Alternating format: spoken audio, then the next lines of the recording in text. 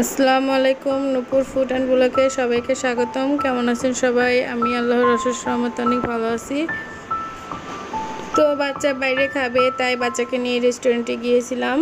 তো রেস্টুরেন্টের নাম হচ্ছে বি ক্যাফ, আমাদের লালবাগেই।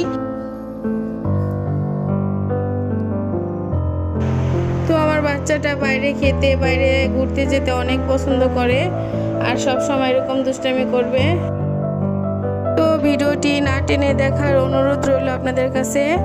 দয়া করে আপনারা কেউ ভিডিওটি টেনে টেনে দেখবেন না।